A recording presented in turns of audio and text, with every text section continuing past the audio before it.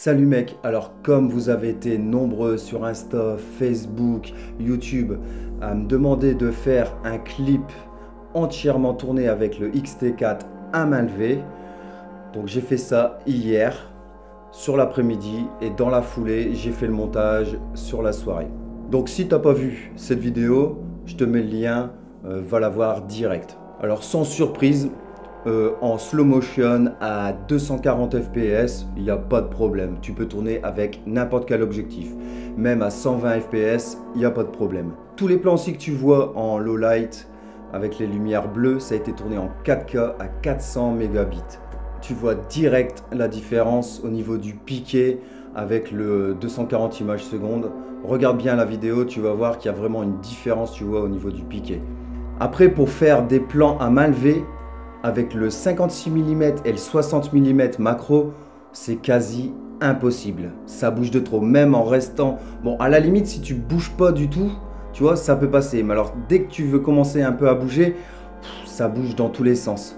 J'ai fait aussi un plan avec le 12 mm, tu vois, en avançant vers la voiture. Et tu vois qu'avec la stabilisation, tu vois, ça vient un peu tirer sur l'image et c'est pas du tout exploitable.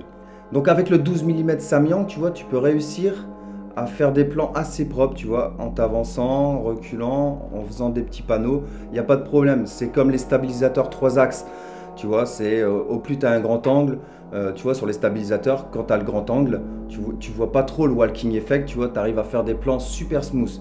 Alors que si tu prends un 35 mm et que tu fais les plans avec le stabilisateur, tu vois un peu plus le walking effect, alors qu'avec le 12 mm, le 10 mm, bah, ça passe nickel.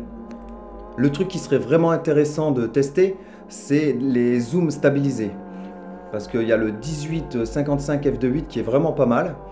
Je sais que moi je l'avais acheté d'occasion 200 €, donc il faudrait vraiment que j'essaye de le retrouver celui-là. Parce que là j'ai que le 15-45. Bon, il n'est pas exceptionnel, mais je vais essayer pour voir ce que ça donne. Faire le X-T4, mettre les deux stabilisations, l'optique stabilisée à 15 mm et essayer de faire des plans comme ça. Et normalement, je pense qu'il y a moyen de faire quelque chose de vraiment nickel, encore mieux. Parce que là, j'ai fait des plans avec le 23 mm f1.4 et il faut vraiment pas bouger. Et à un moment donné, tu vois, je bouge comme ça. Tu vois, j'essaye de faire une petite rotation avec le 23 mm. Mais dès que tu donnes un petit à-coup, paf, c'est mort. Le plan, il part dans tous les sens. Tu vois, en fait, le logiciel, il essaye de stabiliser. Donc, c'est dégueulasse. Moi, ce que je retiens de ce test, comme je travaille qu'avec des focales fixes, tu vois, j'ai le 12 mm, le 23 mm et le 56 mm, je suis obligé de garder le Ronin SC pour faire, voilà, quand tu marches, tout ça, enfin tous tes plans, les plans vortex, tout ça, il n'y a pas de problème.